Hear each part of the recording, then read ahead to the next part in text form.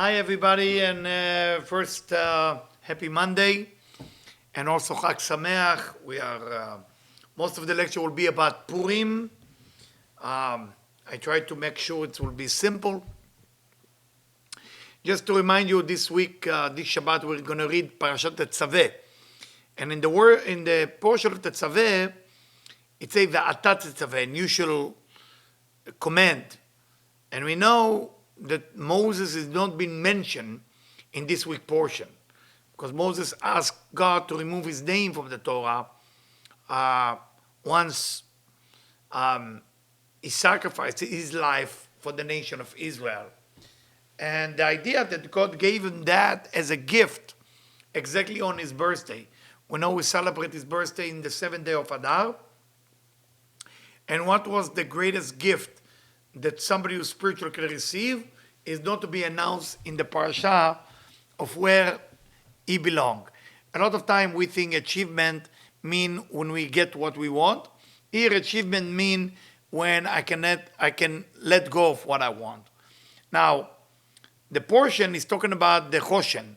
The Choshen was almost like a 12th type of beautiful stone on the breast of the high priest, breastlet, it's called. Breastplate. And the breastplate called Choshen was to protect against the Nachash, the same letter, Choshen, Nachash.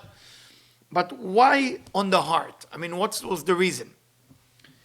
You know, when you look for the word happiness, a real happiness, the true happiness, you find it in the Torah maybe one time. And when do you find it? When Moses negotiated with God how not to be a leader. God tried to convince Moses that he is the right leader for the Israelite, and Moses tried to negotiate with God that he is the wrong leader. And he said, listen, I'm not a public speaker, I have this issue, another issue, and for that reason, I cannot be a leader. And God keep telling him, you are the leader. Then Moses come up with that idea, I'm the younger brother, I have an older sister and an older brother, and my older brother is the leader of the Israelite in Egypt. His name is Aaron, the high priest.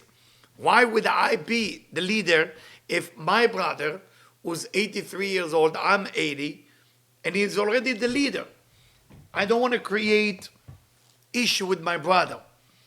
And the beauty of what God is telling him about his brother Aaron, and he said to him, I love that verse, it could be the most powerful 3 words in the Torah. V'ra'acha v'samach belibo. He will see you, and he will be happy from the bottom of his heart. Why is God saying that to Moses, he will be happy from the bottom of the heart?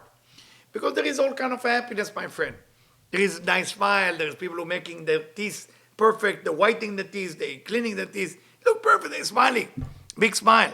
Plastic surgery can give you the big smile. What's happening in the heart? What's truly happening internally? What's going on? Not a lot of people can say that they are happy for another person or for a brother or for a sister. Usually there is something called jealousy that interfere. And when it's come to Aaron, a Kohen, most beautiful soul ever God sent us to this world, Aaron, the high priest, was not jealous. He was happy. If that's what the Creator wants, that my brother, my younger brother, to be the leader, that's the best thing that can be. Because the Creator knows what he's doing. And that's the simcha, that's the happiness that Aaron has. And because of that, he was the only one wearing the breastplate on his heart to show the truth that, by the way, when people want to know what to do and they have confusion about business, about life, about relationship, about soulmate, they go to Aaron HaKohen.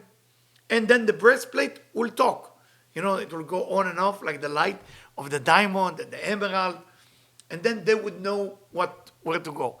Why Aaron? Because Aaron had no agenda. There is no agenda with Aaron. Aaron love, just love. And the beauty is about this week portion, V'ata Tetzaveh, it maybe doesn't mention the name of Moshe, but it definitely mentions all the work of the Kohanim, of the priest. And that's why, you know, I don't want to talk just about Purim. That's why I said I will give like 2 or 3 minutes or 5 about the portion because you have to give something that you do all the time. And from this point on, we're going to jump into what we call Megillat Esther and Purim. We know that this Thursday night is the holiday of Purim.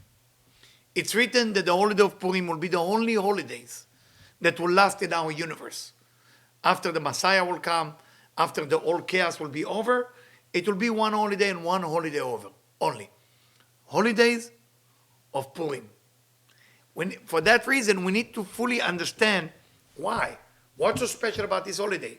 On the surface, the holidays seem like no big deal. I mean, with the COVID, of course, we're reading the Megillah outside, and we cannot party a lot, we cannot do a lot of things. But the bottom line, you read the Megillah. Megillah is a scroll. And then you have a dinner, a motzi, you do a motzi. And then you drink. What do you drink? Alcohol. Now that will last forever. That's it. That's Mashiach. That's the Mashiach we're all waiting for. That's it. That's it. We need to know why. We need to know why this holiday is so important. And what is the scroll that we are reading it, and the name of God is not even mentioned inside. All the 24 books of the Bible has the name of God in it. There is one book with no name of God. At least you cannot see it. It's mystically there. We know that in Purim, basically what's going on. What is Purim exactly? As Rabbi Isaac Luria explained to us, and I'm going to read it to you. We're going to work on that together. Okay?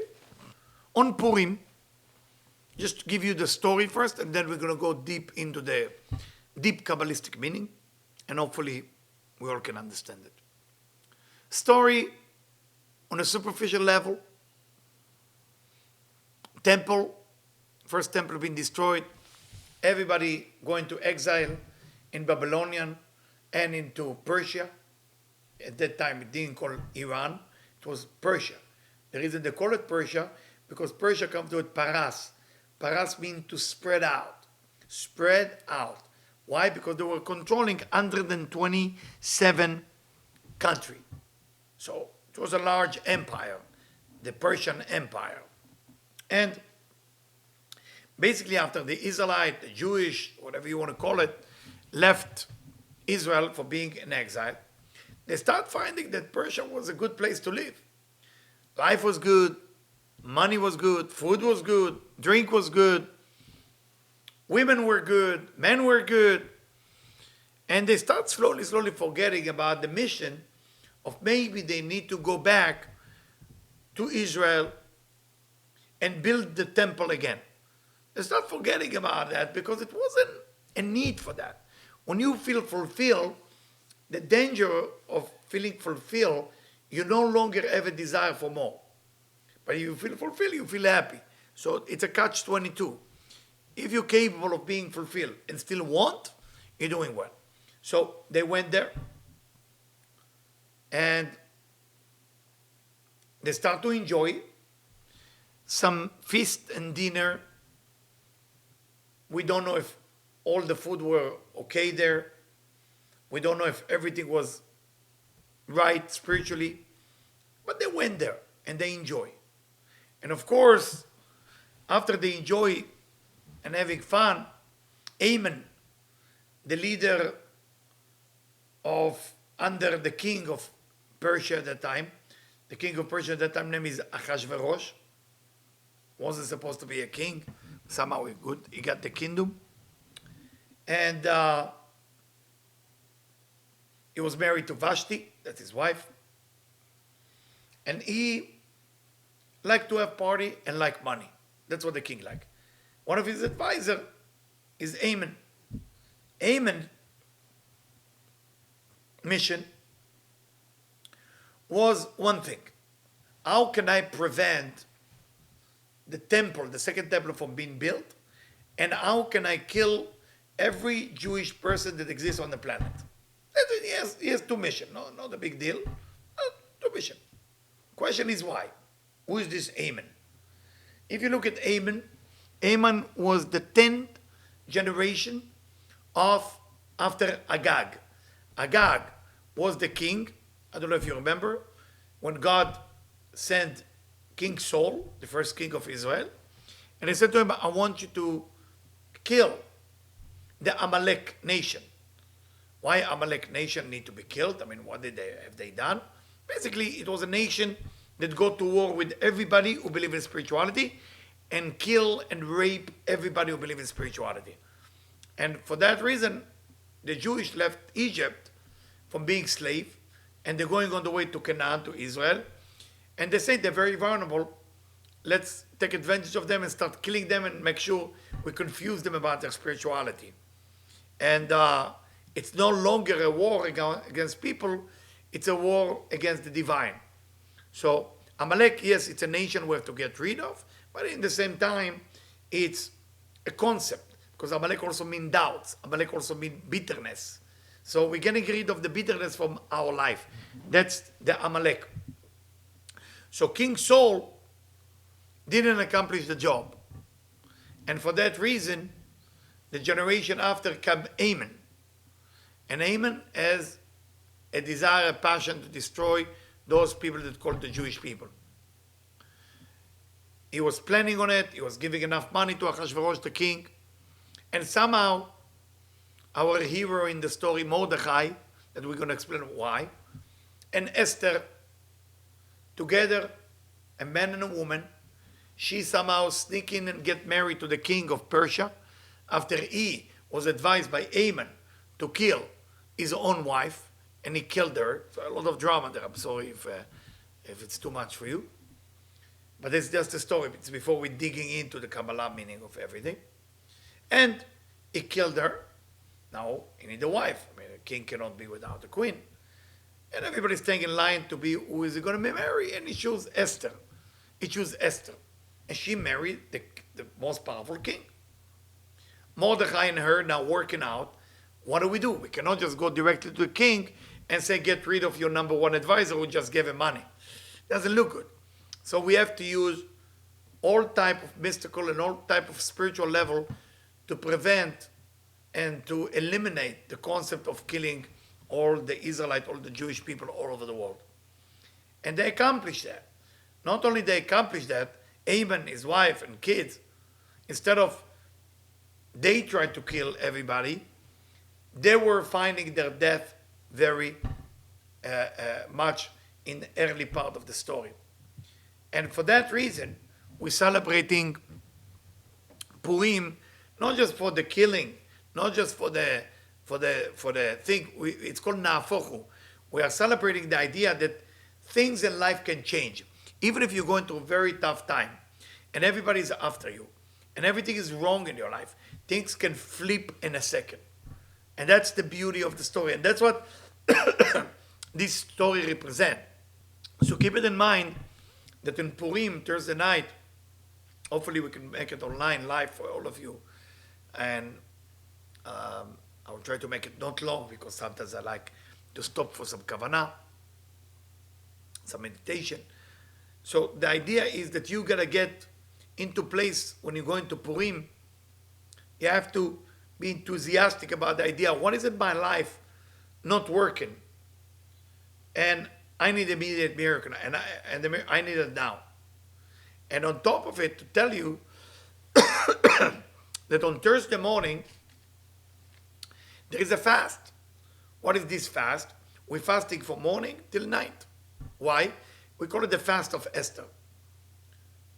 Before Esther and Mordechai changed the decree, they say we have to eliminate the desire of the body. How do you eliminate the desire of the body? We don't eat, we don't drink. As we sin by party and drinking and eating and drinking and party with all the Persian, and we forget about our temple, maybe it's time for us to stop eating and drinking just for a day, so we will be ready for the Megillah. So those of you who are feeling weak to fast, please don't do that. It's not for everybody. It's only from morning to night, around from the time you wake up till around 6 p.m. Okay? Around that time, you can ask more details if you want. And then when you fast, you come to the Megillah without food, without drink. Can you imagine? Tough. And then you meditate on that Megillah. When we're reading it, how will that change your life? All right. Now it's time to jump in to the idea of a little bit of Kabbalah. As I say, I'll try to make it short, to the point, and not too complicated.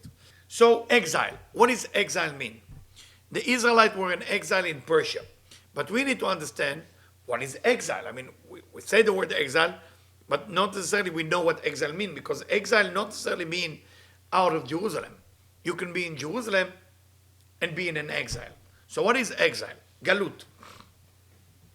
Galut means that the fulfillment, the light, or if you know Kabbalah, it's called Ze'er Anpin, and Nukva, the female aspect of Ze'er Anpin, or the vessel, or the receiver, are not communicating with one another. That's called Galut. That's called exile. They are back to back. They are not face to face. They are achor be'achor. And when they were in Persia, that was the time that everything was back to back. For that reason, Haman saw the opportunity. And if you remember, and you should read the Megillah in English as well, and I think we're sending it to you digitally, all of you are going to have it. So this is great news, the first time ever that you can have a true secret of Megillah with different meditation, so you can use it. So because they were back to back, Haman said, wow, this is the time I take advantage of them and kill all of them. His purpose was never to let everything go face to face. What is face to face mean? Clarity, knowledge, connection. That's face to face. When it's back to back, that's called exile, miscommunication, sadness, anxiety, panic. No connection between the fulfillment and the desire. And for that reason, if you look at the beginning of the conversation between the king, Ahasuerus, to Haman, the evil advisor, the words he uses is very weird. He says, Yeshno. There is, those group of people called the Jew are spreading through the country. But the word there is, in Hebrew you say Yeshno. There is Yeshno. Yeshno, tell us Rabbi Chaim Vital in the Ari HaKadosh, Yashen Avav Shelaim. Those of you who know the name of God is built from Yud, then A, then Vav, then A. So he said to Ahasuerus, the Vav is sleeping. What is the Vav? The Vav is Ze'er Anpin, is what nourishing the light into Malchut, into the Nukva, into the female. So now, if that's sleep, say Aman, we can take advantage that the Malchut will never get the light, and then we will control the world, and the world will be under the control of evil for the rest of the world existence, God forbid. But thank God, miracle happened. We make it. We made it. So that's why the beginning of Haman was to say Yeshno. The Vav is sleeping, let's take advantage of them. And if you remember, in the middle of the Megillah, the change happened. The change happened when it said that Ahasuerus couldn't sleep. And when he couldn't sleep, he called his servant and he said, why don't you bring the memory book? I want to see who are the people who did to me a favor and I never paid them back. And we know in the middle of the Megillah, Mordechai is actually saving the king Ahasuerus from death because two advisors tried to kill him, to poison the king. But nobody ever paid back to Mordechai. Now, of course, there is code there. What is the code? It's a Balayla Una Dadash Nata Melech. At that night, the king couldn't sleep. It doesn't say Ahasuerus couldn't sleep. What does he say? The king. Who is the king we're talking about? God.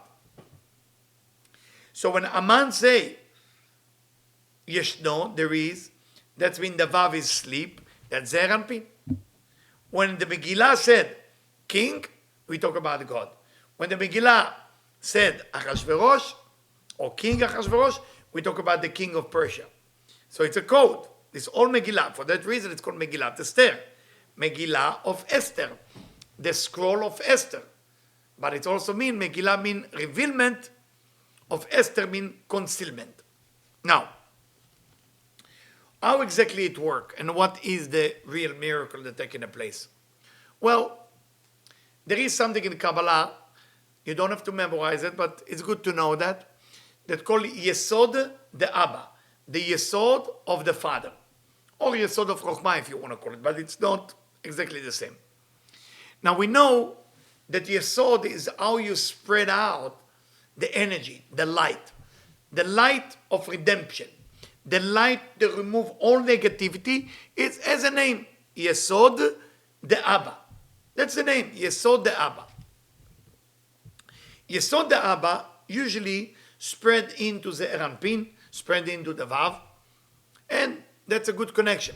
Yesod the Abba don't normally go to Malchut, not normally go to the vessel. Because if it will go to the vessel, the light of Yesod the Abba is tremendous. And doesn't matter how big the vessel is, it cannot contain that amount of light. So that Yesod the Abba, only on Purim, forever. And that's why this will stay till Mashiach will come, till the Messiah will come. It will shine in Rachel. Rachel being the vessel, Rachel being the receiver. And there is no way to contain that amount of light. So the entire miracle of Purim, the entire reason we read the Megillah is because Yesod the Abba is spreading through the vessel, which means there is extra of everything. Everything is extra. Mordechai, tell us Rabbi Chaim, we tell Rabbi Isaac Loya, it's called Mara Dachya. Mara Dachya, it's a pure type of light, which is Yesod the Abba. So Mordechai, in the story, represent Yesod the Abba. That's one of the ideas that he represents. Esther, Yesod the Ima, represent a different thing. Haman only want to eliminate that light. He said, I will do whatever it takes to remove Yesod the Abba. Because Yesod the Abba is more light than there is a vessel to contain that. For that reason, every mitzvah we're doing on Purim, the Megillah, it's not normal like Sefer Torah. We read it like Igeret, we read it like all over the place, those of you who came here before. We open it, we let it fall. Why we let it fall out of the table? Because it's Yesod the Abba. It's spread more than the vessel can contain. It's not like a Torah that is contained within the Etz HaChaim, within those wood thing, so it cannot go out. No, this is going everywhere. Another mitzvah you're doing on Purim, you give charity. The Masechet Megillah, in the Talmud of Megillah, it say, when you give charity on Purim, or on the day before, starting even this now, when you give charity, you have to be aware that your charity you give this week is not just for people who seem good or perfect. We give charity to everyone who asks, or for everybody we want to give to, if we want to give. But it should be giving. Why? Because that's the way you spread out something called Yesod the Abba, or Maradachia, or Mordechai. So in this time, you go in the street, you see somebody with issues, and you're judging them, and they say, I want $5. Reach out. If you have, give. Don't worry about them. Doing the year is different. You cannot give to everyone. If the person is not pure or clean, don't give. But if you find a person, anybody who wants charity in this time, you run after them and say, please take my $5. Please take my $10. It's important, my friend. Please be aware. You remember that, because it's a game changer. Okay? It's a very, very important to understand. There is another mitzvah doing Purim. Mishloach manot ish lereu. Sending packet with food to your friend, to your community, to your street, to your neighborhood. What is that? Also, the extension of the light of Yesod the Abba. Can you imagine? When you make the plate, you have to feel it. You put 3 items, Yesod the Abba. I'm making Yesod the Abba going everywhere. So when you give the charity, when you read the Megillah, when you are giving Mishloach Manot to different people, that Yesod the Abba, that light that go out of the vessel spread out. And that make the universe a better place to be. Then we have something called Matanot LaEvyonim. Gift to the poor. Gift to the poor. When you either give it as charity, organized charity, we have it here, we have like a little box, so you will be able to do it here. Or you give it a gift for the poor. What's the reason for that? Very good, the same. spreading the light of Yesod Abba, spreading the light of Maradachia.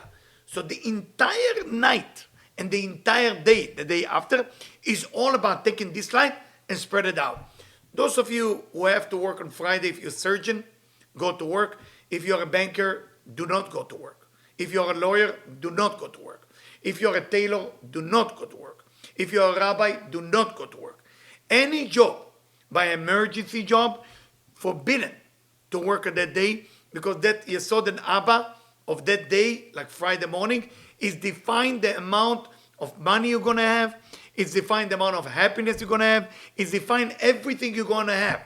Cancel your meeting. Cancel everything. Because that Yesod Abba happens once a year for 24 hours. It doesn't come back. Neither Passover has it, neither Shabbat has it. Nobody has this type of light. And it's condensed. It's condensed. Now, the question you should ask, if that happened on Purim, why is it last? It's a great question. Why is it last? Rabbi Isaac Lurie asked that question. This light is tremendous light. It never happened before and never will happen. But why every Purim we are experiencing the same light again? That, my friend, is a gift of the Creator. The divine decided to give us a gift. We revealed it thousands of years ago, but the Creator said that Ahara lo yasu, it will never be removed. Will never be removed in that day, which is the 14 days of the month of Adar, the month of Pisces. Tremendous light will never go away. So once you see 3 stars in the sky on Thursday, till you see 3 stars in the sky on Friday, you have 24, 25 hours. In that moment, Yesod Abba is shining. Anything you want, anything you can imagine, it's there. But remember, there is still more technique. I just give you the idea, the concept. I didn't tell you how we eat, how we get drunk, what do we do. There is a lot of secret, okay? So the miracle that this is lasts forever. As we say, כאשר כתוב לא יסוף מזרעם. Because usually, I wrote in my note, כלומר בדרך כלל ההערה של יסוד של אבא ברחל זה הערה לשעתה. This is just energy that lasts for a minute. But the Creator has mercy on us, and it will be forever. Good. Now we're coming to the evening. What's happening in the evening after you fast, and you're coming to the evening? You have the reading of the Megillah. You have the reading of the Megillah. Hopefully my voice would be nice to me, and I will read it for you, and I will stop here and there with secret meditation. You're going to have it too, by the way, this year. Thank God. It's the first year you're all going to have Megillah with the code and combination, and I'm very, very excited about it. When you read the Megillah, at that time, you got to do something called Machatzit shekel. Some people do it before, some people do it at night, some people do it in a day. You know, try to do it, okay? Try to do it. Machatzit shekel this year is $9. Every year it changes based on the meal for one person. That's how they decide, the rabbis in Israel decide how much is it. So it's $9 this year. You can give more if you want, not a problem, but you cannot give less than $9. It has to be $9 exactly. And you take the 3 coin, and this meditation exists within our new Megillah that we're going to send it to you. And you elevate those 3 coin, and you give this $9 away. And by that, you connect to Chaim. You connect to life on the day of Purim. That's one thing. Then we read there. You're going to have boxes. You give a charity for gift for the poor. You give machatzit shekel. This I already say, because the word machatzit, if you look at the word machatzit, half a shekel, you see that the first letter is mem, the last letter is taf, met, dead. The second letter from the right is chet. The second letter from the left is yud, chai. So one say death, one say chai. In the middle there is one letter because the word has 5 letters. It's tzaddik. Tzaddik comes from the word tzedakah. And tzedakah is make a decision that you're going to be after life and not, God forbid, connect to death. After we finish reading the Megillah, that will be a wise to give charity in the box, to help the poor, to do different things. That's great. But then we're coming to another thing. It's achila v'shtiya. Eating and drinking. Why we need to do these 2 actions? Excellent, you got it right. because you have something called Yesod de Abba, the Yesod de Ima. Esther was Yesod de Ima, and Mordechai was Yesod de Abba. Now, you're supposed to eat less than you drink. The drink has to have more, so don't eat that much. I'm sorry, I know you'll be hungry, but I think this year, Debbie's, because of the COVID, we order for you, each one of you going to have hamburger, vegan or hamburger with meat. So you're going to have a bag, you're going to have fresh fries and hamburger. I'm sorry, guys. Usually we do it more fancy, but it is whatever it is. We're going to give you a nice bag. You're going to enjoy, and you're going to wash and do a Sudat mitzvah. It's a very important Sudah, by the way, to do. And when you wash your hand, you do that, you meditate that when you eat, you have to meditate that is Achal Yud Kei. Yud Kei, Yud and Hey, Achal, 8. Yud is Chokhmah, and A is Binah. Or Yud is Abba, and A is Ima. When you drink, you do the same thing. Shata, Shata Yud Kei. Drink Yud Kei. Drink Yud, Chokhmah or Abba. A, Shata, drink Binah or Ima. So now you got the drinking and the eating.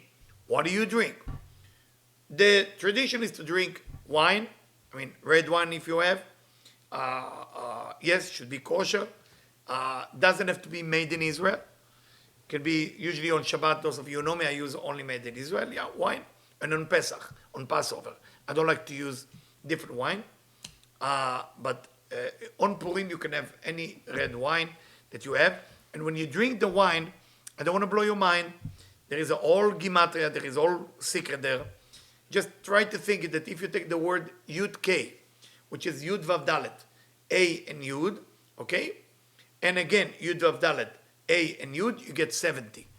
And when you get 70, it's the same numerical value of the word wine. Now, why are we drinking wine? Because when the Israelites were tempted to be part of all the party in Persia, they were drinking. So this is a memory. Now I'm not drinking like stupid. I'm drinking with the right meditation to tap into this Yesod the Abba that come, and I'm going to drink. And of course, I know most of you know that the Gemara, the Talmud, in the section of Megillah, say Chova, must person, levesumeh, to get drunk on Purim. But Rabbi Chaim Vital write, what's the level of getting drunk and why are you getting drunk? Very beautiful idea if you listen to it. I know that in some Hasidut, they drink until they throw up, until they vomit. You can't do that. Can't do that.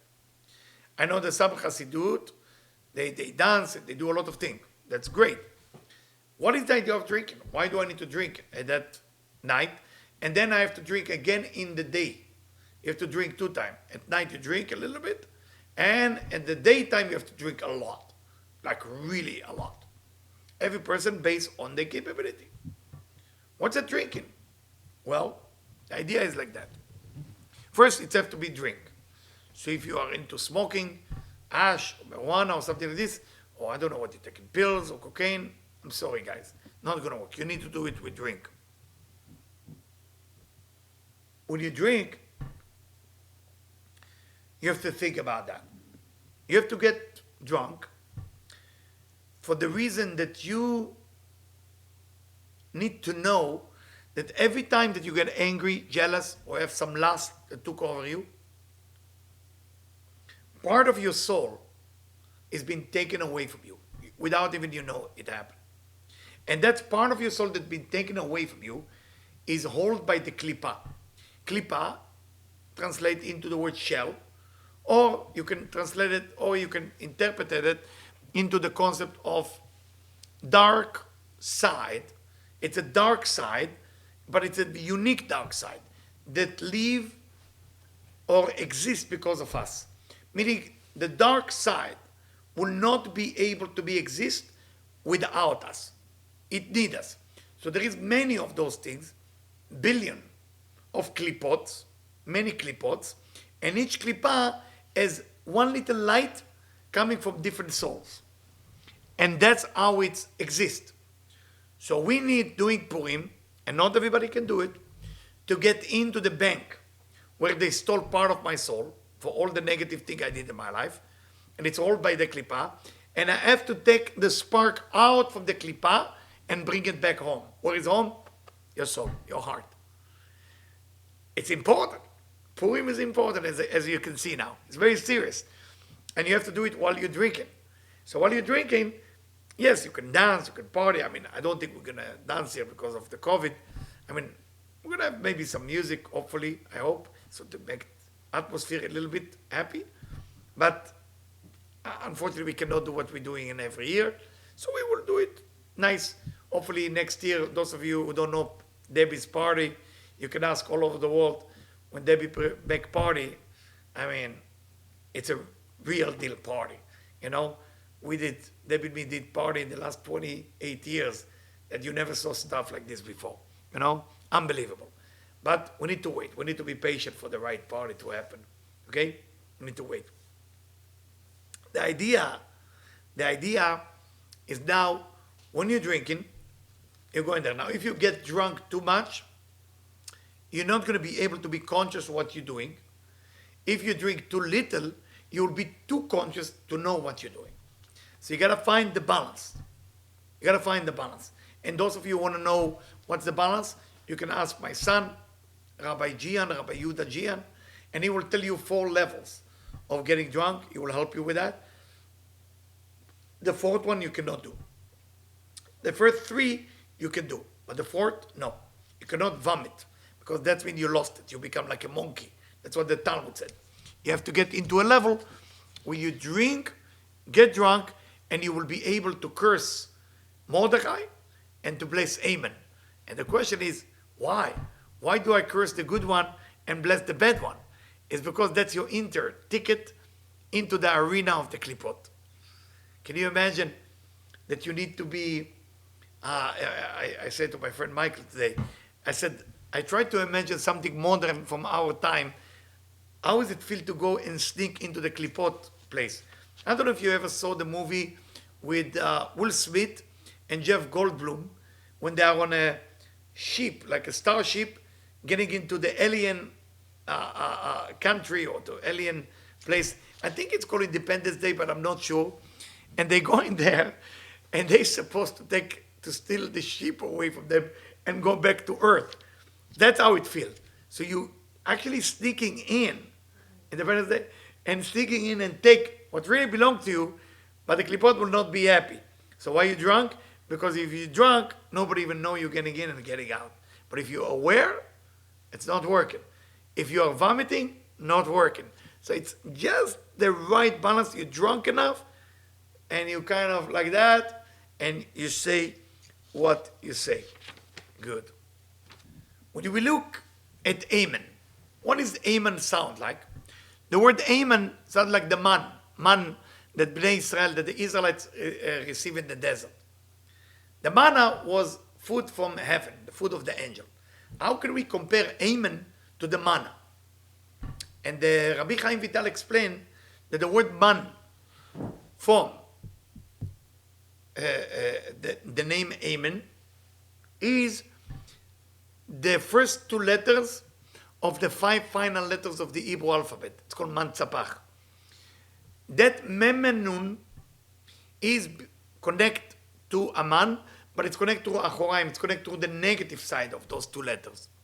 So Amen will connect to that negative source of energy that come from the powerful letters and powerful positive energy. In every positive thing, there is Achoraim. There is the back. So in the back, you have all the negativity what's touched the Klippot. Moses, not Mordechai, Moses was connected to the manna, to the Mem Nun that come from Man Tzapach on a positive side. So now, Moses connected to the Pnimiyut, to the internal meaning of the manna. Because Mordechai, the letter Mem for the word Mordechai, is connected to Moses, for that reason, Mordechai has within him the same type of light that Moses had, which is the internal powerful energy of the Pnimiyut of the man for Man Tzapach. Where Amen has only the Achoraim, the negative side of what give nourishment to the positive side. Why am I telling you this? Because you should ask yourself, why Haman just don't go and kill Mordechai? Why does he have to go and ask his wife, Zeresh, what do I do with this guy who bothered me so much? And the Megillah said, everybody bowed to Haman, and Mordechai lo ikra velo ishtachaveh, doesn't even move, doesn't even bow to Haman. Mordechai knew that he came from the Mem and Nun, from Nantzapach, but the preview, the powerful part. And Haman, from the word man, come from the Mem and Nun of the dark side of the two letters.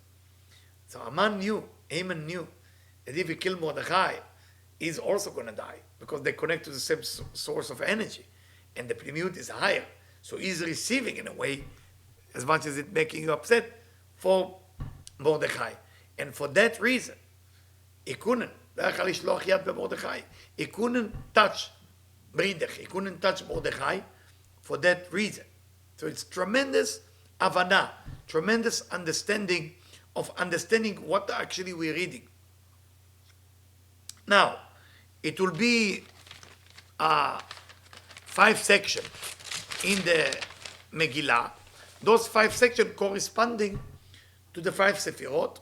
It's 10, but you can say it's 5. Keter, Chokhmah, Binah, Zeir Anpin, and Malchut. And those 5 sections is the 5 sections that we read together. We read it together. There is another little thing, you don't have to memorize it. It says with Esther become the queen of Persia, she ruled under the 27 countries. And it says about Sarah that she died when she was under the 27. What is the code? The code that truly Sarah helped Esther a lot. She helped Esther in such a way that it will be enough power for Esther, even if she fasts, because she didn't fast for 1 day, she fasted for 3 days. Can you imagine the smell of her mouth? Can you imagine how she looked after 3 days of fasting? Terrible. And at that time, she's coming to the king, which is, you know now what's the king mean?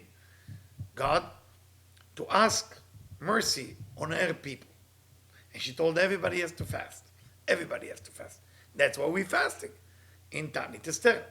But we're not fasting Tanit Esther, just because we want to be part of something so great as what Esther did. Now, so going back to the Megillah called Megillat Esther, revealment of the concernement. Now you know why. What I share with you, there is so many secrets within the Megillah that we shock. We should be shocked about it. Now, if you remember, Haman is now, when he see everybody bow to him, he see only Mordechai doesn't bow to him. And the verse that he used, and all this worth nothing to me, that I see Mordechai doesn't bow to me. All this not worth it for me, and you're going to see the new Megillah that we send you, as the Yud Ke Vav Ke, as the name of God, backward. Meaning Haman tried to destroy the world in a way it will be no spirituality. And if you see Esther, what she does, she say, I would like to invite the king and Haman to a drink in the palace. If you take those Hebrew letters, you're going to see that you find the name of God, the Tetragrammaton, Yud Ke Vav Ke. Meaning that Esther has the capability to change chaos into order. And that's what we're doing in the Megillah. When you read the Megillah, you're changing chaos into order. When you read the Megillah, you change your life. When you celebrate Purim and stop thinking about work, take a day off. We're all allowed to take a day off. Work on Sunday. The miracle. Oh my God. Dramatic miracle. Dramatic miracle. Now, I want to go back to the one concept and then I'll let you go. Happiness. The roots of happiness. It say that the way that we're supposed to celebrate on Purim, ad lo yada, until I have no idea what's going on. What is ad lo yada? Lemala midadat, Ravash Lagrai, a human being has to reach a level of something called emunah lemala min hadat, a faith, a certainty above of what the human being can understand. That's the purpose of human being need to get there. And the simcha and the happiness also has to be lemala min hadat, above sfiradat, above the knowledge. How is that? What does that look like? Well, if you are happy just because Amen died and the bad guys died and now the good guys make it, not a good reason. That's not the true happiness. A true happiness is when you have cleaving to the Creator, when you connect to the Creator in a full capacity. That's really what the true happiness is. So before you enter Purim, sit with yourself, b'dachilu v'rachimu. You don't have to smile to everybody. Just sit for 5 minutes and meditate and say, I want to be connected to the true happiness. Because whatever happiness you connect in Purim, that bank of happiness lasts for the whole year. So make sure you smile, make sure you're happy, make sure you are in simcha, and make sure you are capable to connect to that tremendous amount of energy. I'm trying to see if I missed something. I think I gave them everything. I'm sorry if some of the concepts are new to you. But if you listen to it 1 or 2 times, you're going to find out it's not too complicated. And I'm very happy Purim is coming. And I'm very happy to see you. And I will try to do the best I can with the small space that we have in the backyard to make sure that all of you will be happy and all of you will have sandwich. If you know that somebody is coming and we didn't know, I hope Debbie will order extra food and extra sandwiches. Debbie is just panicking about the amount of people who will be there. We want to give service. We want to give you whatever that can help your soul, whatever that can help your body. And we want you to be happy for the rest of the year. And trust me, these 24 hours, you should count on that. Because whatever you're going to do at that night should be 30%. Whatever you do in the day after, in the morning, that's more. Is drinking in the morning supposed to be, I don't know how to say it, yes, I mean the halacha, the Jewish law said you got to drink and eat in the morning. Yes, you have to do the same and even more. But I don't want you to freak out. Who's drinking? Well, if you feel you're capable of drinking and it doesn't affect you, you don't become aggressive, you don't vomit, you should do it. You should do it. It always should be a person that taking care of things and look around, because somebody will have to go around you and see that you're drunk enough to say, I'm cursing Mordechai and I'm blessing Amen. You only can say it while you enter the klipot world and you're stealing your light. If you are aware and you're getting in, no good. So you don't have to do it. You just have to wait when you're on top to that level of consciousness. By the way, not everybody drink. If you look at Rabbi Naftali Merovshitz, he just did Sha'akol Niya B'dvaro. He drank L'chaim, and that's it. He didn't drink a lot. Okay? I normally don't drink a lot because I usually fall asleep. So I don't want to fall asleep on you. I want to do the meditation with you. So, Rabbi Chaim Vital, the Ari HaKadosh, write, do not drink too much to become silly. That's what he write. Drink with the right meditation of the meditation I gave you. And I'm sure in the time of Esther, I'm going to be here to help you with that. And I want to open my soul to you. Those of you who are going to be here Friday afternoon, we're going to do L'chaim just before Shabbat. And then everybody can come and ask me for things that they need for the year, a blessing. And as a teacher or a rabbi, whatever you want to call me, I will be there for you to listen to your issue, have a L'chaim with you. And from that point on, hopefully the problem will not be there. Okay? Ladies and gentlemen, thank you so much for joining me tonight. Have a Chag Sameach, and please listen to it again. I try to put all the intense secret into a very simple way of understanding. Thank you, and all the best.